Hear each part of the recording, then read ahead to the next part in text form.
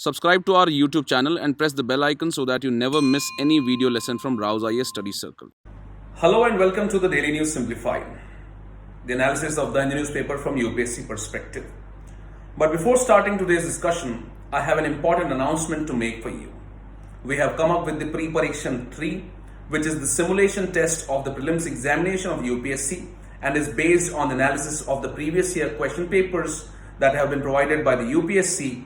Do attempt this test and experience the real feel of the prelims examination before it takes place after 30 days on 10th of October.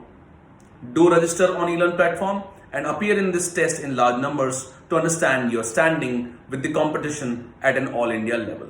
There is another important announcement, that is tomorrow is Ganesh Chaturthi, and accordingly the e-version of the Hindu newspaper will not be published tomorrow, and as such there will be no DNS video tomorrow. The articles that we will discuss today are displayed on your screen, so let us start the discussion. This article on page number 6 has been written in the context of fall of Afghanistan at the hands of Taliban. In this regard, we have been hearing that Pakistan has played a key role in the transition that has happened in Afghanistan and the quick takeover of Afghanistan by the Taliban. In this regard, Pakistan has provided support to Taliban for past 20 years in terms of providing hideouts, material resources, and also strategic support. And this is clearly visible in the new Taliban cabinet, where majority of the leaders have had support of Pakistan. Also, before the finalization of the cabinet of the Taliban government, the ISI chief flew to Kabul to influence the formation of Taliban government.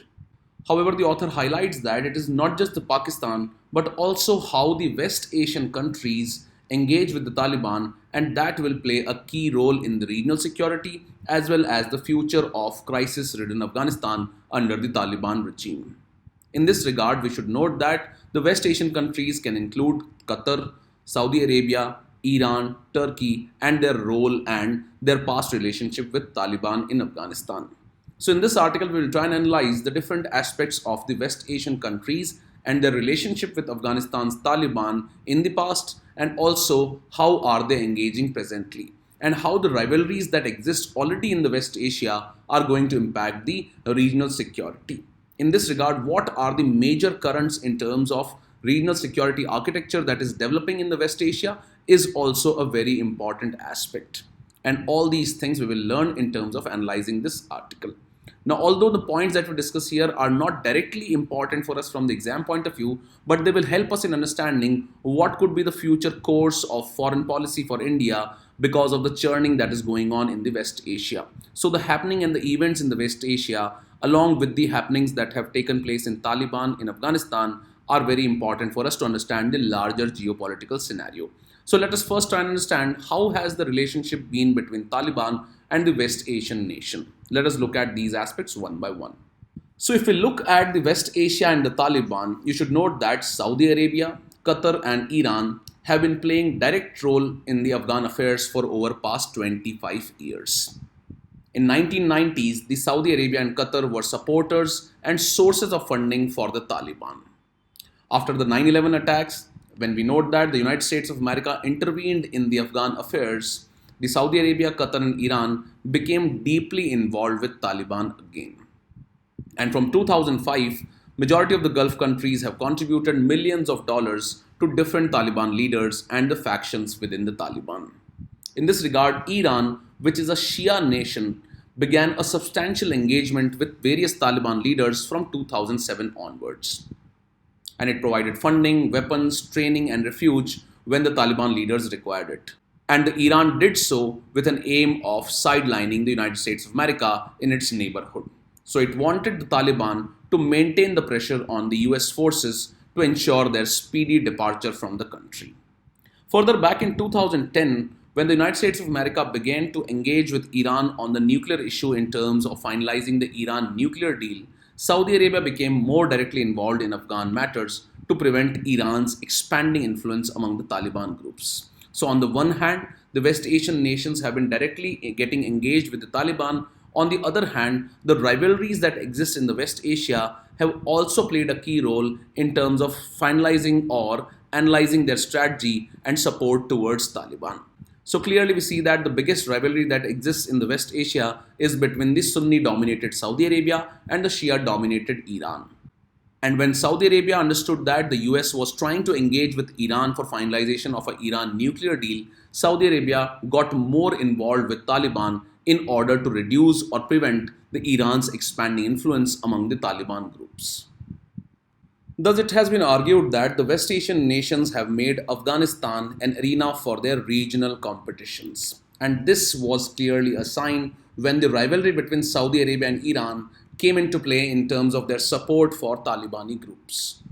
Further, in 2012, Qatar, on the request of United States of America, allowed Taliban to open an office in Doha, and this was finalized as a venue for their dialogue with the Americans. And we all know that the peace deal that was signed between the US and the Taliban was signed in Doha under the surveillance of Qatar. And this has made Qatar an influential player in the Afghan affairs with deep personal ties with several leaders, many of whom keep their families in Doha.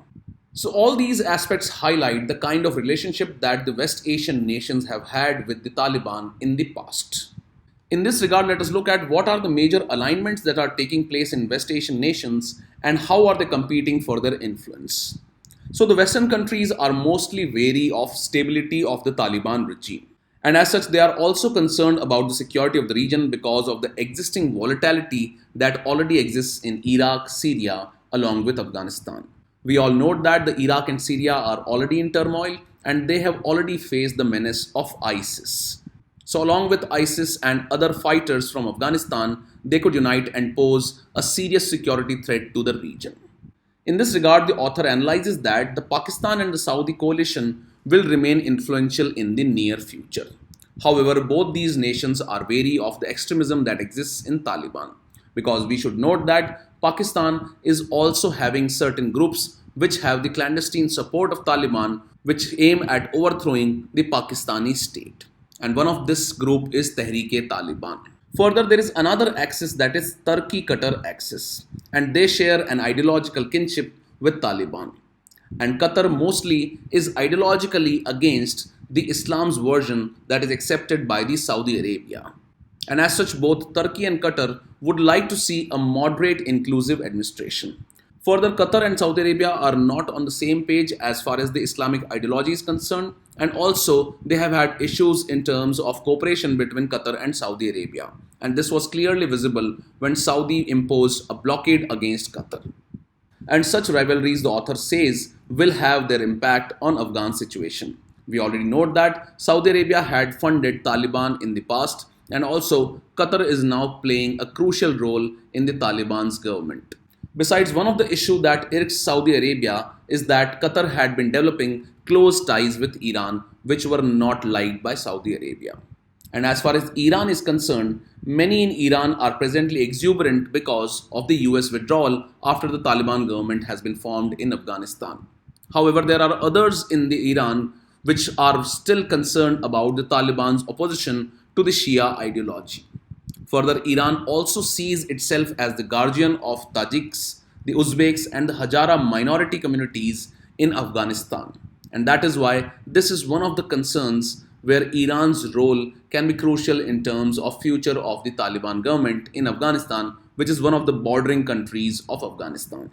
Now recently, when the Panjshir resistance was taking place against the Taliban's regime, Iran had criticized the role of Pakistan in providing support to the Taliban against the resistance that was created from the Panjshir Valley. So clearly we see that there are a lot of alignments that are taking place in the West Asian nations. And accordingly, the relationship and the nature of fault lines that exist between these nations will also have their impact on the future stability or the future of the Taliban in the Afghanistan. In this regard, in terms of regional security, the major fault line that exists in West Asia is between Saudi Arabia and Iran. In this regard, we note that Saudi Arabia is a Sunni-dominated country, while Iran is a Shia-dominated country. And this Sunni-Shia rivalry has been one of the major fault lines in terms of regional security in the West Asia. In this regard, the author analyzes that there are two options for the regional players for ensuring regional security in this region. First is that they create their alliances based on the existing major rivalry of the region that exists between Saudi Arabia and Iran. In this regard, the author says that the first option is an Israel-centric security order, in which the Arab Gulf states would link themselves with Iran to confront Iran. And this is seen as a larger goal of the Abraham Accords that were recently signed between Israel and various Arabic countries like the UAE, Bahrain, and Qatar. And the second option, according to the author, is a comprehensive regional security arrangement. And such an arrangement would forget the old rivalries to meet the new challenge. And this new security arrangement is taking place especially outside the control of United States of America. And the major facilitator and the guarantors of this comprehensive regional security arrangement in the West Asian region are China and Russia. And over the last few years, both these countries have built close relations with major states of the region. And both these have been trying to inculcate the relations with Iran, Saudi Arabia, Turkey, Afghanistan, and Pakistan. And that is why they are likely to play a key role in terms of regional security and forming a comprehensive regional security arrangement outside the influence of United States of America.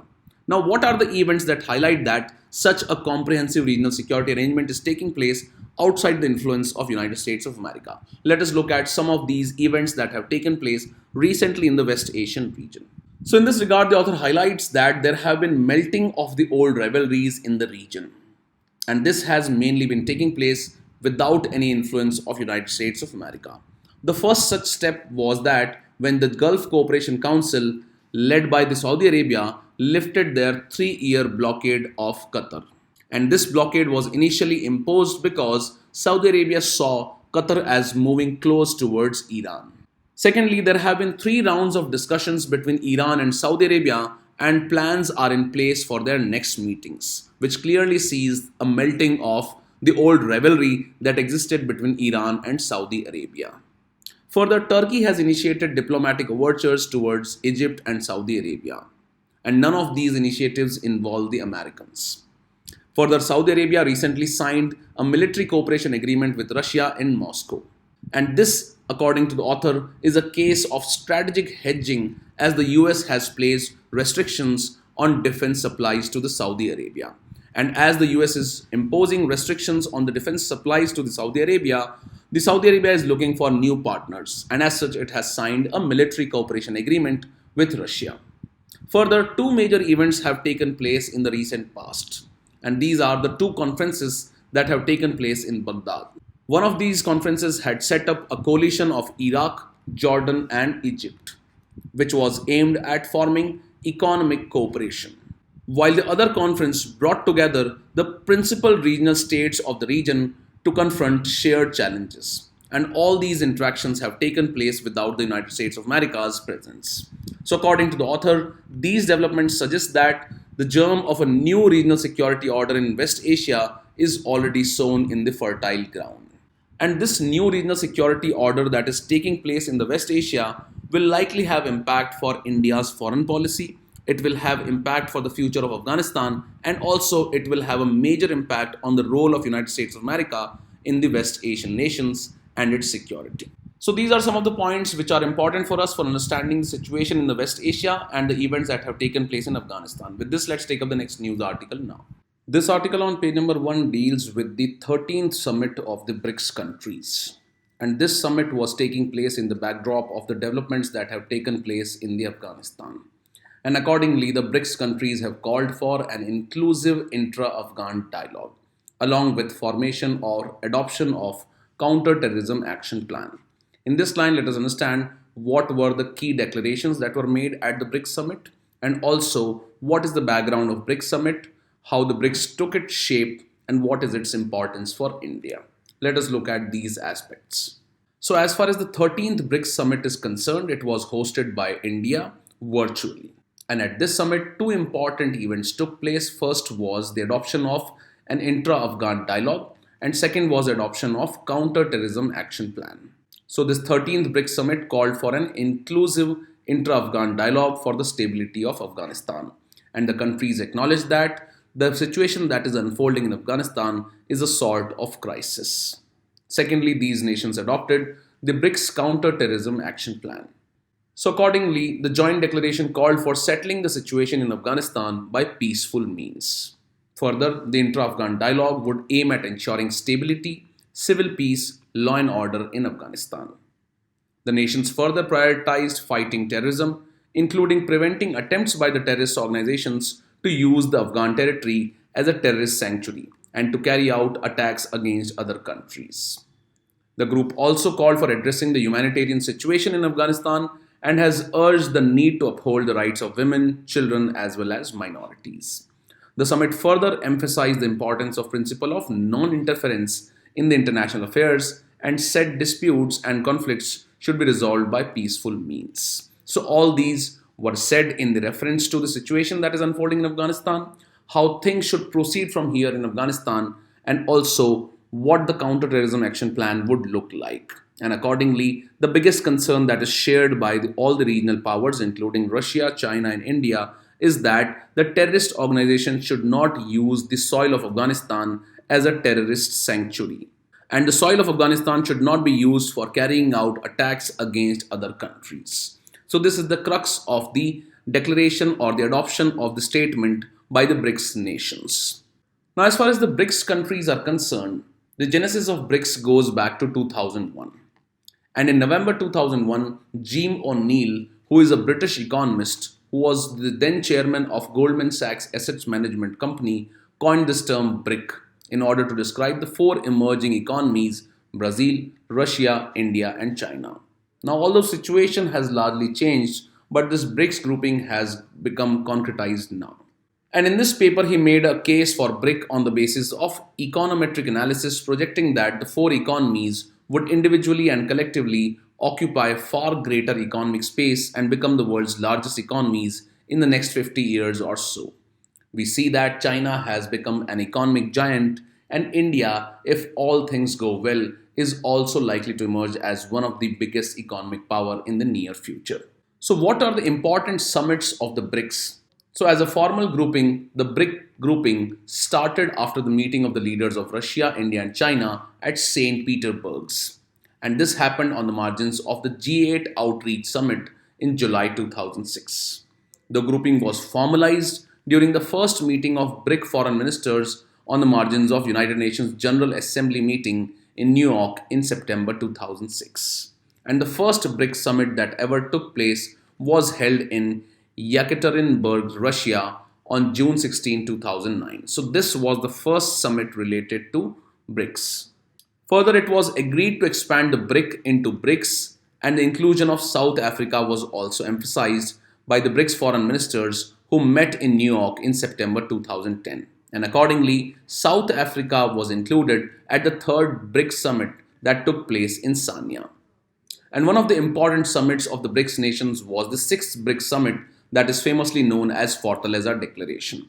You might all be aware that a question was asked in the prelims of 2015 related to this Fortaleza Declaration. This was because this meeting or this declaration of BRICS summit was termed by India as the beginning of second cycle of BRICS summit. And this sixth BRICS summit resulted in the official inauguration of the National Development Bank, or the NDB, which is a multilateral development bank intended as an alternative to World Bank and the International Monetary Fund.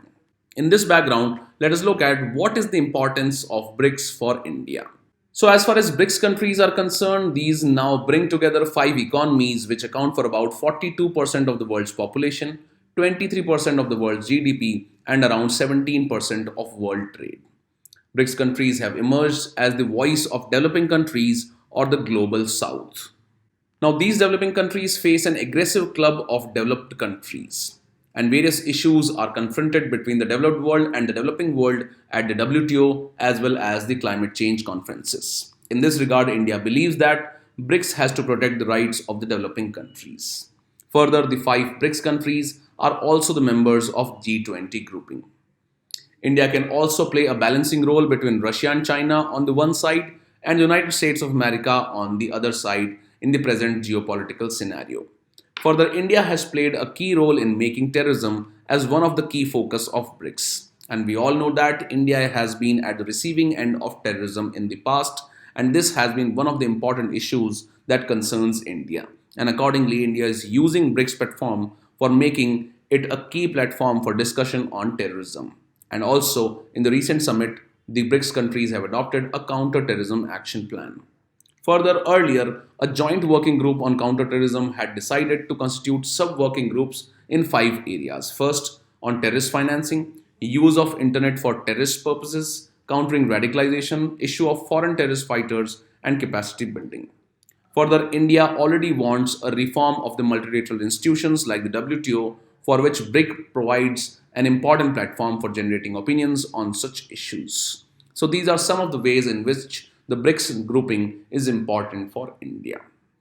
With this, let's take up the next news article now.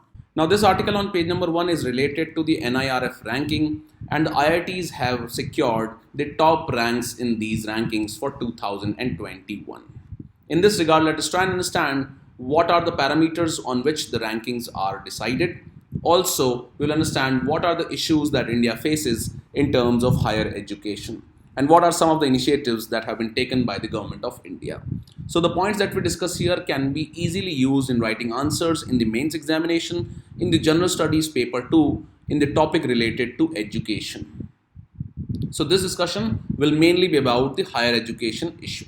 So according to these NIRF rankings which are released by Ministry of Education, the top 8 places have been taken by various IITs, which are followed by JNU on place 9th and the Banaras Hindu University on place 10th. So about these NIRF rankings, these were first launched by Ministry of Education in 2015. What are the parameters for deciding such ranks? Let us look at these parameters now. So the parameters that are included for decision on the NIRF rankings include the teaching and learning and resources. This includes student strength, including doctoral students, faculty-student ratio, etc. And the weightage to this particular parameter is about 30%. The next 30% weightage has been provided to research and professional practice.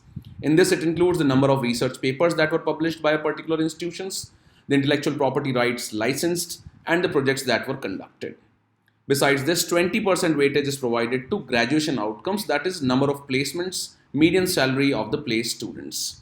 10% to outreach and inclusivity, that is percentage of students from other states or countries, from various socio-economic background, women students, etc. And 10% is about the perception, that is what is the peer perception and what is the public perception of these institutions. So these are the parameters on which the NIRF ranking is decided. And accordingly, in this, the top 8 positions have been secured by various IITs, while the 9th and the 10th position have been secured by JNU and BHU respectively. This brings us to one important issue, that is, what are the issues that India's higher education system faces? Let us look at these issues one by one, which are especially important for us from the mains examination perspective. But before that, let us first look at what is the current status of higher education in India. So according to a survey, that is All India Survey on Higher Education Report 2019 and 20, the gross enrollment ratio in higher education has increased from around 10% in 2004-2005 to about 27% in 2019 and 20. So this is a positive sign. Secondly, the college density, that is the number of colleges per lakh eligible population, is about 30. Regarding gender parity index in higher education, it is about 1.01 against 1 that was there in 2018 and 19. And this indicates an improvement in the relative access to higher education for females of eligible age group compared to males. Then what is the ratio of pupil-teacher ratio? That is, what is the student-teacher ratio? So it is about 26. Now, as far as the challenges or the issues in the higher education are concerned, first is that although the gross enrollment ratio, as we have seen, that is highlighted by the report, has increased over the period, but still India lags in the world average of 33%. So the world average of gross enrollment ratio in higher education is about 33%, while it is 27% only in case of India. When compared with other countries, the Brazil has around 46%, while China has around 30% gross enrollment ratio in higher education. Besides the gross enrollment ratio, regional and social disparities continue to exist in the higher education gross enrollment ratio. And it varies from about 5.5% only in Daman and Diu to about 56.1% in Chandigarh. So this clearly highlights the regional disparity that exists in terms of gross enrollment in higher education. Further, students belonging to vulnerable communities like the ST community constitute only about 5.6%. So, this data can be very important in justifying some of the issues in higher education. Then the question comes up regarding the quality. So, quality is also a challenge in higher education in India, and only 3 Indian institutions feature in the top 200 in the world rankings. Next issue is regarding the employability of the graduates. And according to India Skills Report 2021, less than half of our graduates are employable. That is, only 45.9% of the graduates in India are employable. Then there is issue of infrastructure. We have poor infrastructure like libraries or laboratories, and this is also one of the biggest challenge. Further, research and innovation also lags behind, and there is inadequate focus on research in higher education institutions. Reasons are many, including scarcity of funds, ill-equipped laboratories, weak linkage of research, higher education, and the industry. Then another important issue in higher education system in India is that there are islands of excellence. We note that India has developed islands of excellence such as IITs or the Indian Institute of Science and Research. And government allocates a major chunk of its budget to these few premier institutes, while most of the regional and the state universities are very poorly funded. So this is again another issue related to higher education funding in India. Now, as far as the governance challenge in terms of higher education in India is concerned, there is issue of over centralization, lack of autonomy, and transparency. Now, higher education institutions in India are affiliated by UGC and AICTE. Often these affiliations do not give enough autonomy to design their own curriculum. The UGC document on guidelines for autonomous colleges highlights that only safe and better way to improve the quality of undergraduate education is to delink most of the colleges from the affiliating structure and granting autonomy status to deserved institutions. So all the reports as well as UGC itself has highlighted that there is issue of over centralization, and as such the institutions which deserve autonomy should be provided with autonomy so that they can design their courses. So after looking at some of the challenges faced by the higher education system in India, let us look at what are the various government initiatives related to the improvement in higher education. First and foremost, we note that the government of India has come out with the NIRF ranking, and these aim at increasing the competitiveness of higher education institutions in India. Second is the Institute of Eminence status that has been provided by the government of India. So the government intends to establish 20 institutes of eminence to achieve world-class status from amongst the existing government or private institutions, and also new institutions from the private sector.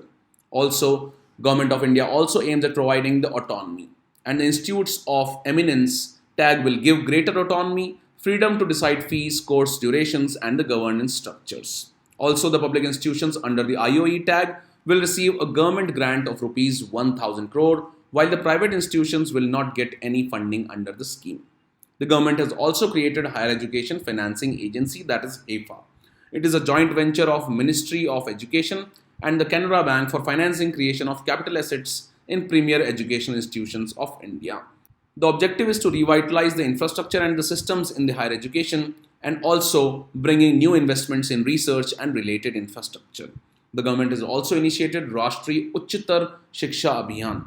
This is a centrally sponsored scheme launched at providing strategic funding to the eligible state higher education institutions. In this, the central government will provide funding in the ratio of 60 to 40 for general category states. For special category states, this will be about 90 to 10, that is 90% funding will be provided by the central government, while 10% by the state governments. And for union territories, the central government will provide around 100% of the funding. So these are some of the issues and initiatives of the Government of India for improving the higher education in India. With this, let's take up the next news article now. Now, besides the articles that we have discussed today, there are two other articles that are also important. First one is on page number 7, and this is regarding one of the contentious social issues, that is criminalization of marital rape in India, which has not been criminalized till date. Accordingly, this issue has been discussed in detail in the DNS of 31st August 2021 by Pallavi ma'am, and the various aspects, issues and debates regarding the marital rape and its criminalization have been discussed in quite detail in this DNS video. Go through this DNS to understand the various aspects, which can be a very important topic for us from General Studies Paper 2 in the social issues section. Then we have this editorial on page number 6, which is about production linked incentive scheme for the textile sector. It was declared yesterday or approved yesterday by cabinet, and accordingly in the DNS of 9 September 2021, that is yesterday, this was covered by Webhouse Sir. Do go through this DNS to understand the basics of the production linked incentive scheme for the textile sector. With this we conclude today's discussion, and this is the question for the day.